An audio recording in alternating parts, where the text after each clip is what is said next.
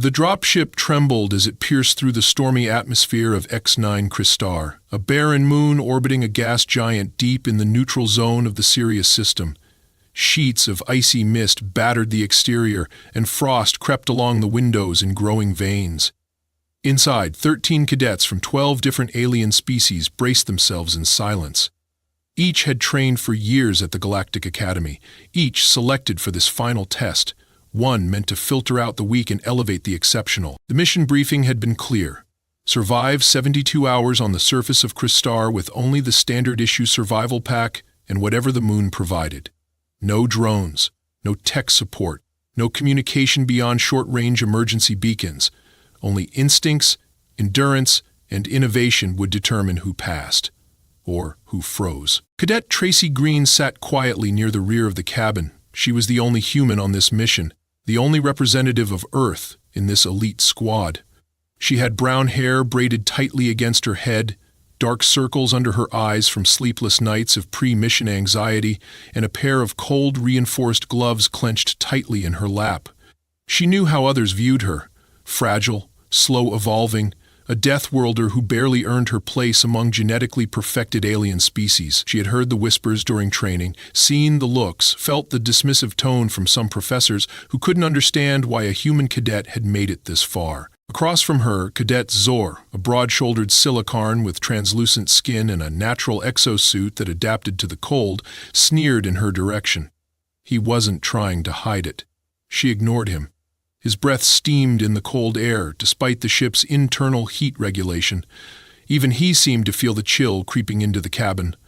That was saying something. The dropship's computer announced their descent was complete.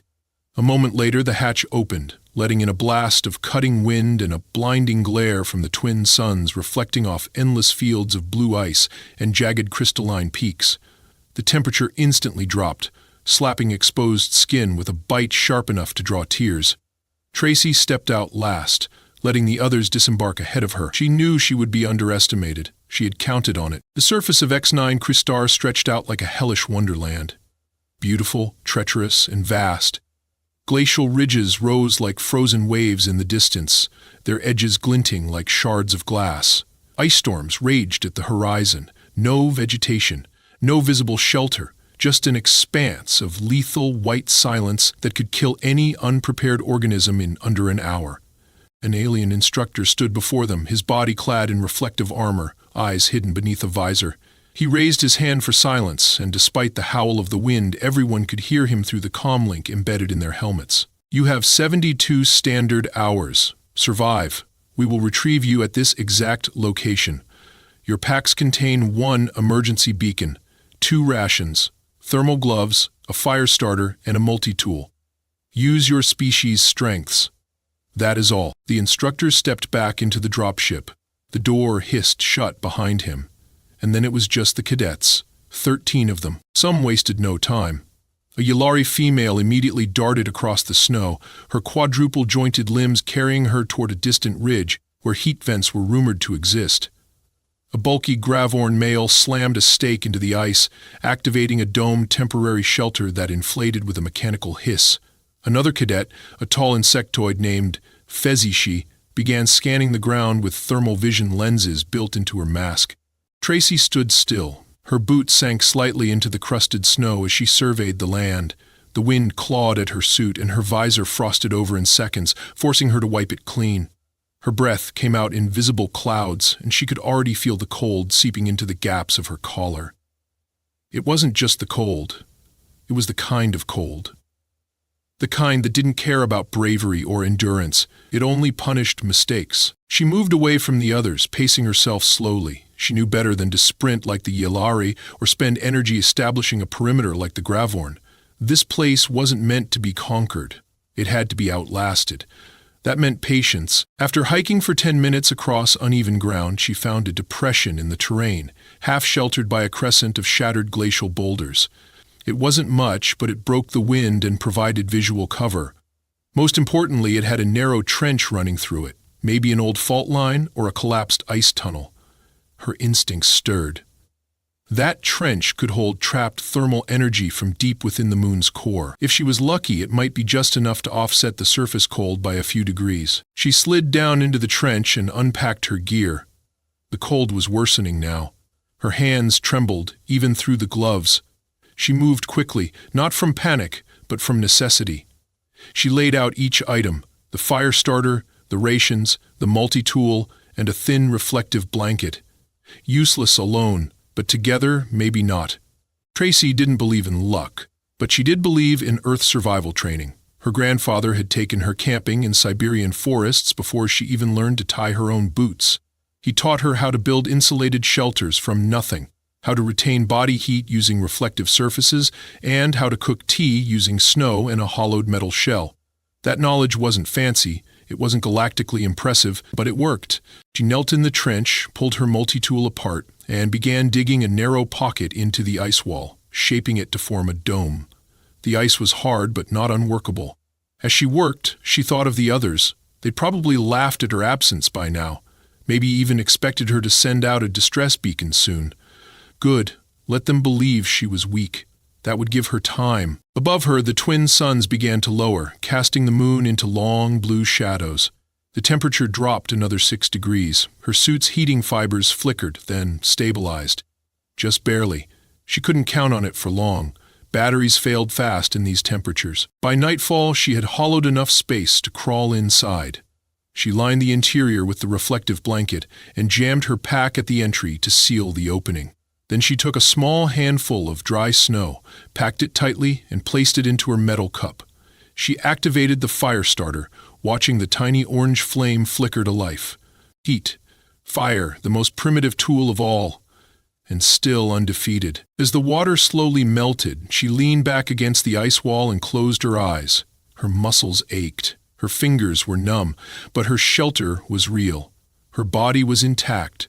Her mind was clear. She had survived the first day, and tomorrow she would do more than just survive. By the time the first of the twin suns disappeared beyond the frozen ridgelines of X9 Cristar, a different kind of silence settled over the moon.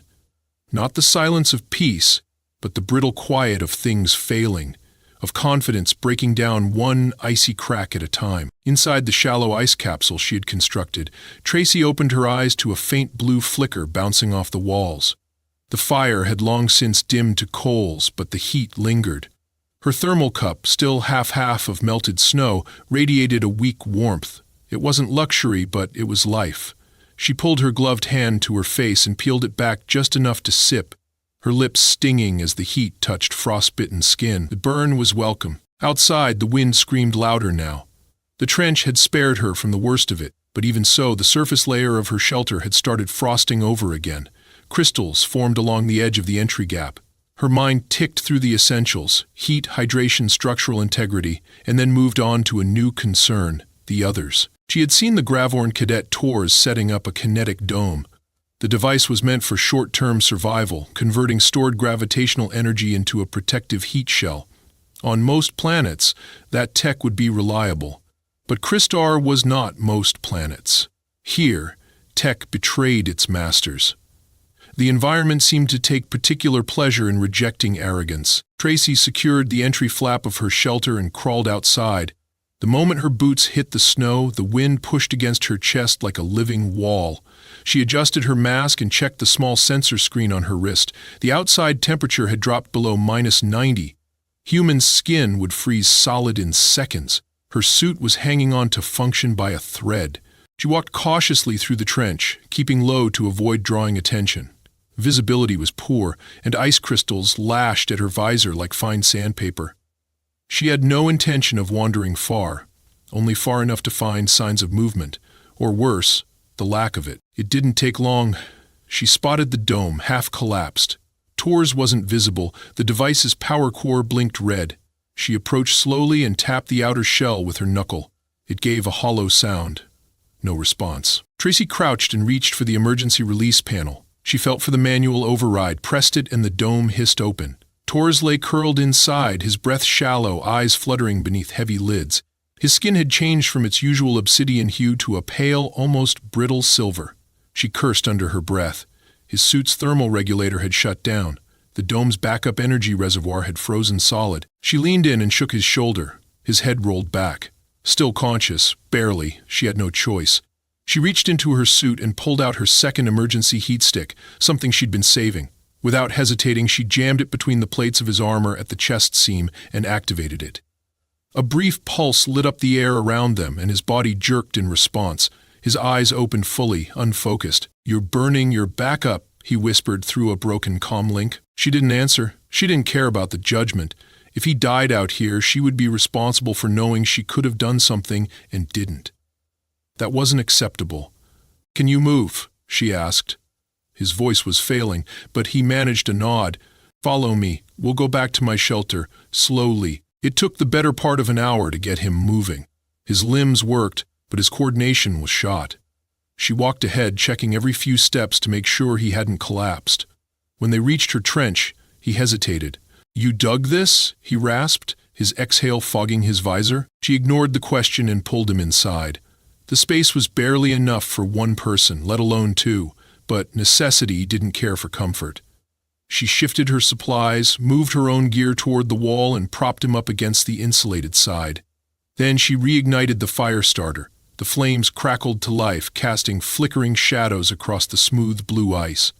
For several minutes, neither of them spoke. The silence between them wasn't awkward, it was survival's silence. The sound of lungs adjusting to air that no longer hurt. Tors leaned back, his eyes slowly regaining their normal hue. "You were supposed to die first," he muttered. Tracy looked up. "That was the plan, was it? Wasn't personal. Everyone just assumed." "I know," she said, stirring the cup of now boiling snow water. She handed it to him. He stared at it. "Tea?" She nodded.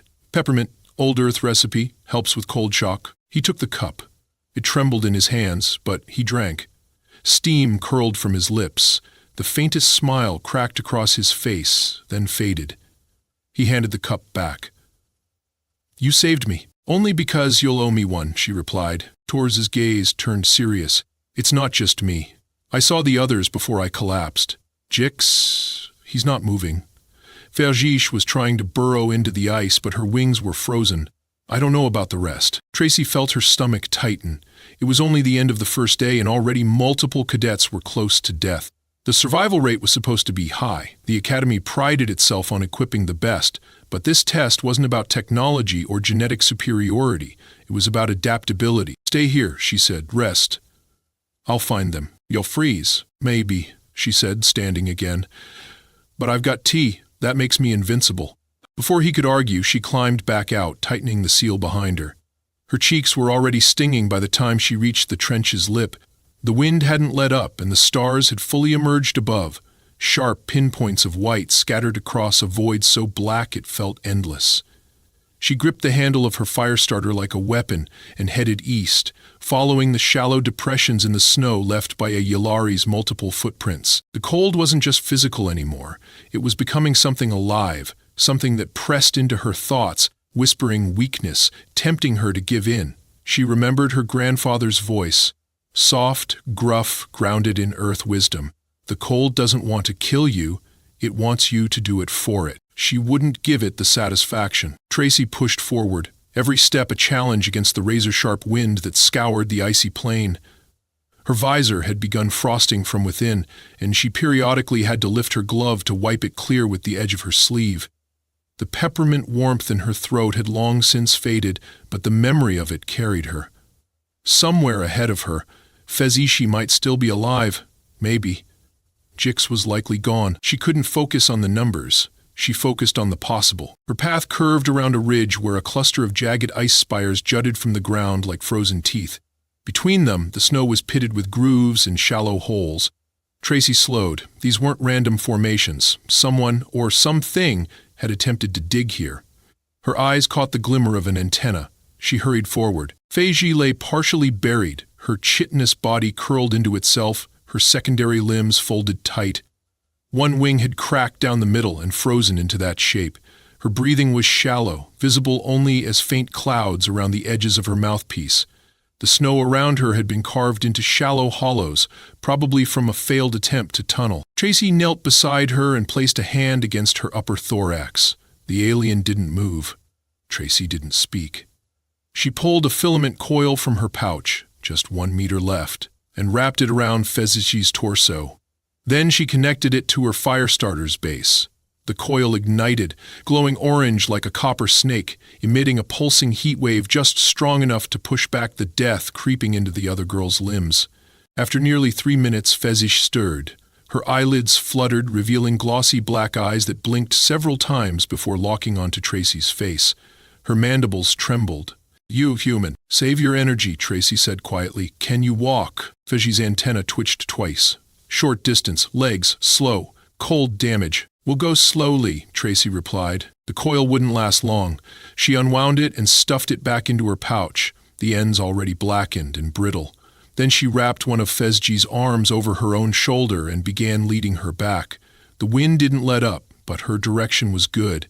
The trench reappeared through the drifting haze, and the outline of her shelter came into view. When she reached the edge and helped Fezji down, Tors was already outside. He looked stronger. He had taken apart one of the ration heaters and fashioned it into a makeshift vent cover to keep their shelter insulated. When he saw Tracy hauling the insectoid cadet, he didn't say a word. He simply moved aside and cleared space. Tracy eased Feshi in and helped her curl against the wall, where heat would concentrate. She then added snow to the steel cup and reignited the fire. The glow inside their cramped refuge made it feel almost sacred, like a hidden temple in a world that punished every warm-blooded thing. The tea brewed slowly. Fezichi didn't speak much. She didn't need to. Her gratitude showed in the way her arms no longer trembled as much, and how she kept her damaged wing folded away from the flame without being told. Tors sipped first, then passed the cup to Fezichi, who struggled with the concept before copying the others. Her reaction was almost comical. Her eyes widened and her antennae arched upward, registering the heat, the flavor, and the stimulation. She drank the rest. That night, all three took turns sleeping. Tracy didn't sleep much. She leaned against the icy wall, staring into the flicker of the fire and thinking. This wasn't about surviving anymore. Something about this place, this test, had changed shape. It wasn't a proving ground. It was a reckoning. By morning, she had decided what needed to be done. The sun rose slowly over the horizon, casting gold across the endless snowfields. Tracy emerged from the trench with a purpose. The fire starter wouldn't last forever, neither would her rations. If she wanted to keep others alive, and more would come, she had to do something more permanent. She took stock of the supplies she had left. The multi-tool was still functional. The thermal blanket inside the shelter had done its job well, reflecting heat inward. But she needed more heat and more space. She had to scale the shelter up and make it sustainable. Her mind drifted to Earth, specifically to a documentary she had once watched about Arctic explorers. One of them had built a heating system from nothing but a metal can, a candle, and a pot of water. She didn't have candles, but she did have combustion strips. And she had metal, scattered fragments from Tors's failed dome, and part of the broken casing from Fezichi's scanning unit. For the next several hours, she worked in silence. First, she repurposed the debris, slicing and folding thin metal sheets using the heated blade of her multi-tool. She layered them to form a semicircle dome extension, big enough to house at least 5. Then she buried its base deep into the trench and reinforced the sides with compacted snow to create insulation. For heat, she used the coil one last time to jumpstart a layered combustion chamber made from Tors's kinetic dome regulator. The heat generated from the kinetic spark was weak, but she engineered a simple cycle that could store the energy into the metal basin, slowly warming a pot of water above it. She placed her steel cup on top, filled with snow. Within 20 minutes, the water bubbled. It was far from a reactor, but it worked. With careful management, the shelter would stay at survivable levels. The trick was airflow. Too much insulation, and the oxygen would deplete. Too little, and the wind would kill them. She made a vent flap using a piece of synthetic canvas, angled against the wind to allow filtered air to enter while keeping heat from escaping too quickly. She tested it herself, sitting inside the dome for over an hour. Her body temperature remained stable. She no longer had to rely entirely on the fire starter. The system was weak but self-sustaining. She stepped outside and inhaled sharply. The cold still stung, but it no longer frightened her. By sunset, another cadet arrived. This one, a tall, feline-like male named Rollin, was nearly unconscious. Tors saw him first and ran to get Tracy. Together, they pulled him in. His tail had frostbite, his breathing was erratic. But once Tracy gave him hot water and wrapped his limbs in insulating cloth, his condition stabilized. He stared at her after waking.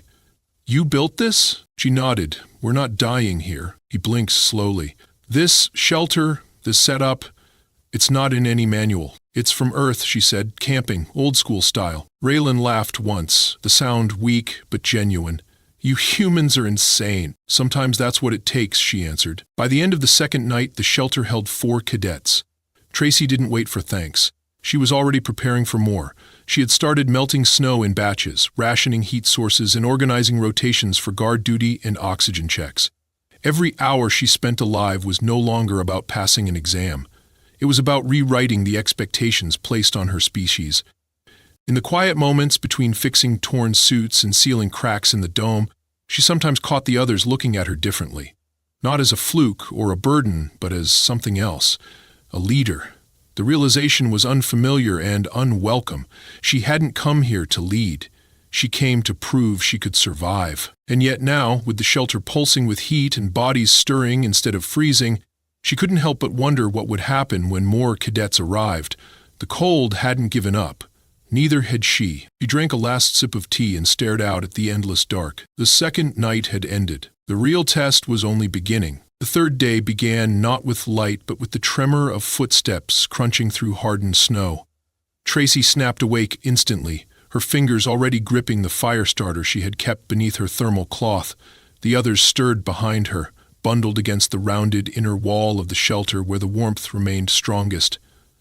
Outside, faint voices echoed against the ice. She unsealed the flap and stepped into the pale blue dawn. The horizon was smeared with mist, and beyond the trench's edge 2 figures approached. One moved with steady but labored steps, his posture upright and head scanning from side to side. The other stumbled behind him, dragging one foot and clinging to the first cadet's arm. Tracy climbed the ridge to meet them halfway. The first was Vrek, a towering gray-skinned reptilian male from the Dralak Empire. His body armor had cracked along the shoulders and patches of ice crusted his back. His breath came out in thick, controlled bursts. The second was a slender humanoid female, one of the few from the water-based Elanan species. Her skin, which shimmered silver blue in normal conditions, had dulled to a lifeless gray. Her limbs trembled as if resisting rigor mortis. "She's freezing," Vrek said, his voice rough and accented. "I carried her from the East Range." Tracy nodded and turned, leading them into the trench. Inside the shelter, Fezishi shifted immediately, clearing space with her remaining good arm. Tors grabbed the last intact heat blanket and laid it over the Elanon girl as Vrek carefully lowered her to the ground. Tracy checked her pulse, weak but present. She didn't waste time speaking. She handed Rollin the water flask, gesturing for more snow to be melted. Vrek sat in silence for several minutes, watching Tracy as she worked. When she finally glanced at him, his gaze didn't hold mockery or skepticism, only study. "You built this shelter?" he asked. "Yes," she replied, not looking up. "You've sustained all of them for 2 days?" 3 now, she corrected. He considered that for a moment. "That makes you the highest performing cadet here." "I didn't do it for performance. Doesn't change the outcome," he said. Tracy said nothing more. The Elanon girl stirred weakly, letting out a low moan as the warmth began seeping back into her muscles. Tracy sighed in relief. The shelter, now crowded with 6 bodies, had reached its limit. The air inside was heavy, and condensation dripped slowly from the ceiling, refreezing at the edges. The makeshift ventilation flap kept the environment breathable, but just barely.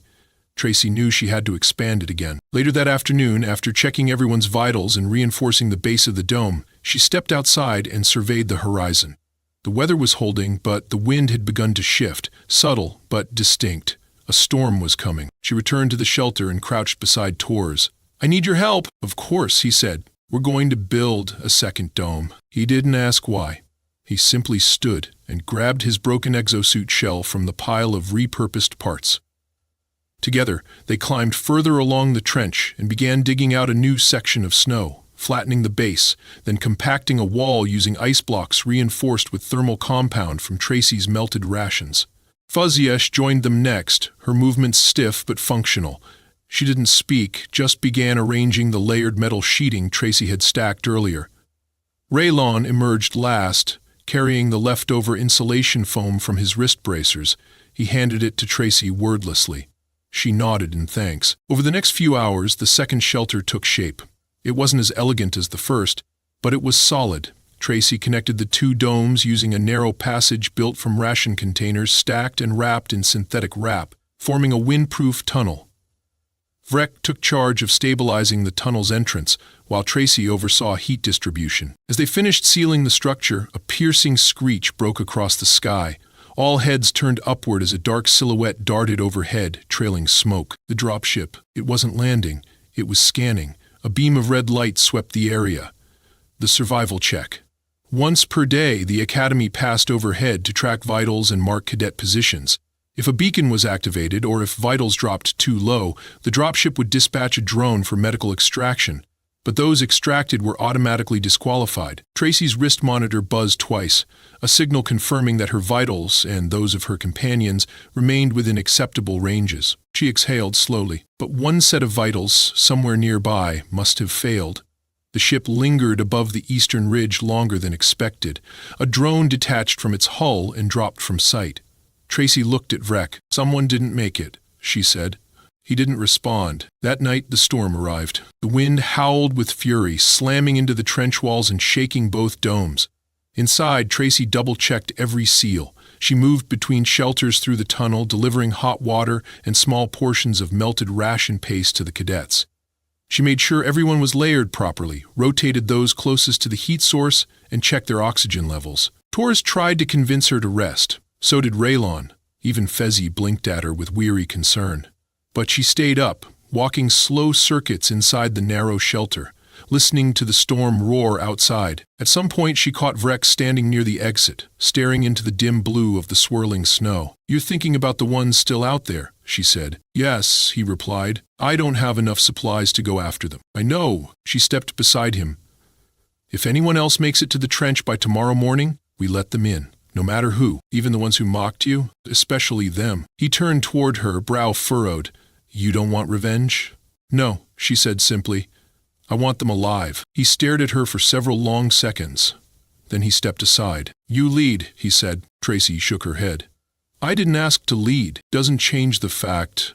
By morning, the storm had passed. The trench was quiet again, and at the edge of the ridge, barely visible through a curtain of wind-blown frost, two more figures were approaching. Tracy pulled on her gloves and stepped out. The shelter was no longer hers alone.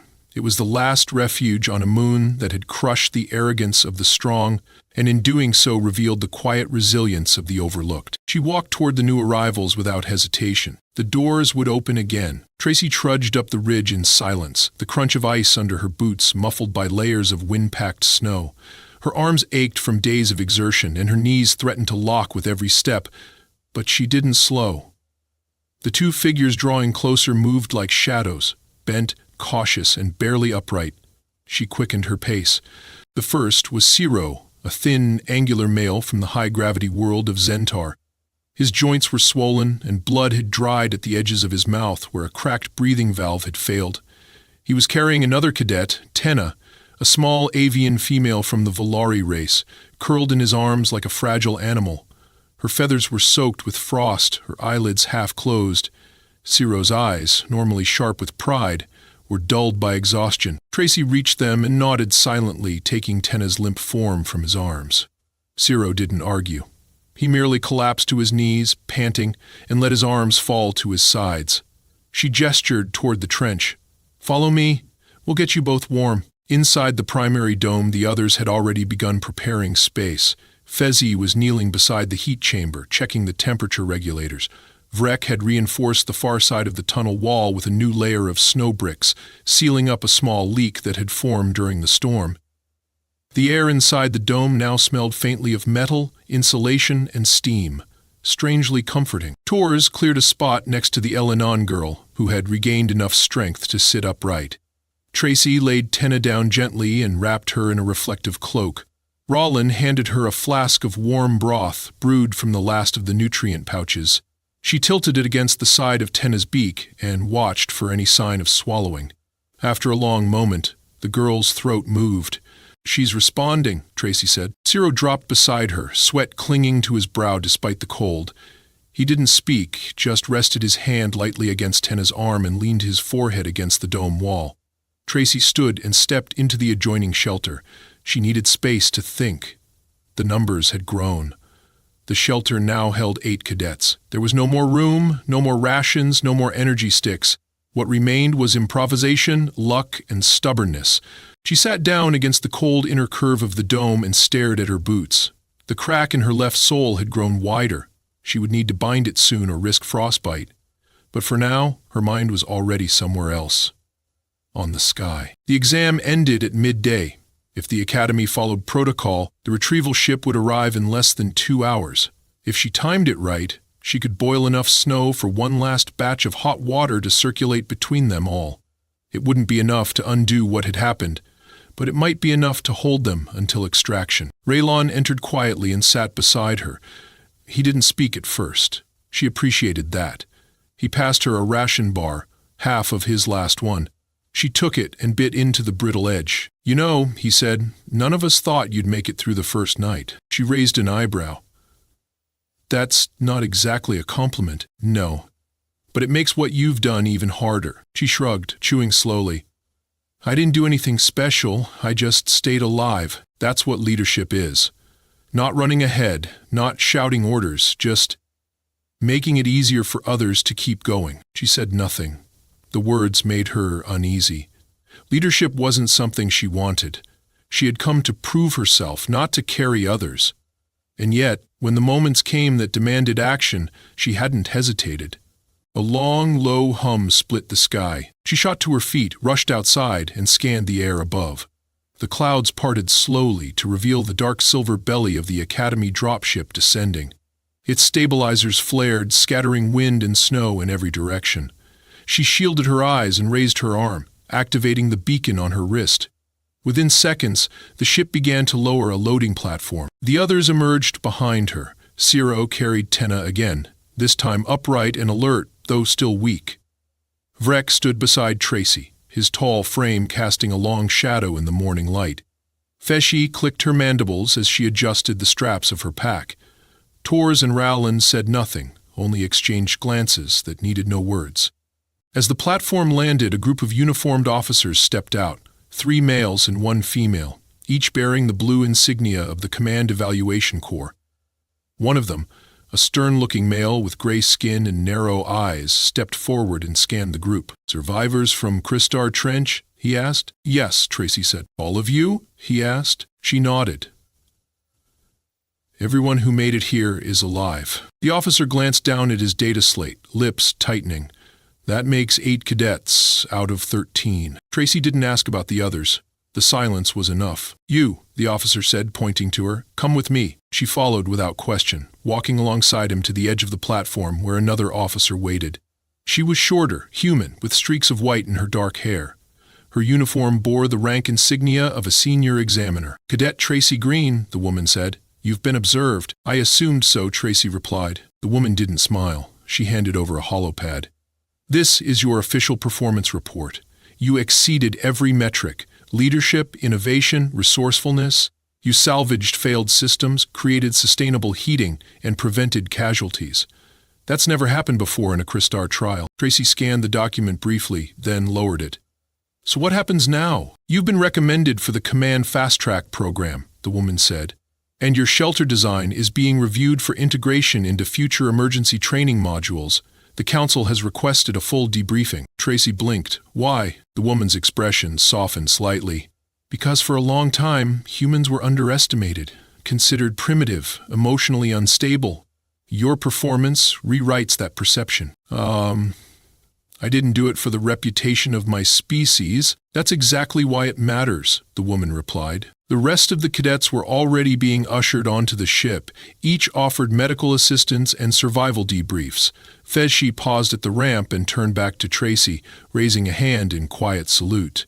Tracy nodded in return. As she stepped onto the platform, the cold wind of Kristar struck her one last time, sharp and bitter. She didn't flinch. She walked into the ship without looking back. 2 days later, she sat in a clean debriefing room on the central station orbiting the Academy. Her hands were no longer frostbitten, her lips no longer cracked. She wore a new uniform now, the black and silver of the command track. Her nameplate was still temporary. The instructor who sat across from her was one she remembered from orientation, an older male who had once told her, half-jokingly, that humans survived more out of accident than intent. He didn't joke now. "You've redefined our expectations, Cadet Green," he said. "Your file is now required reading." "I just followed logic," she replied. "And made tea." He chuckled. That, too. Later, when she walked the polished corridors of the station, others turned to watch. Some nodded. A few saluted. She kept her head down. She wasn't interested in fame. Her mind was still in the trench, still surrounded by frost and fire and cracked helmets and shivering fingers. She had gone to the frozen hell of Cristar to survive. She had returned with something far rarer, respect, and that would be enough.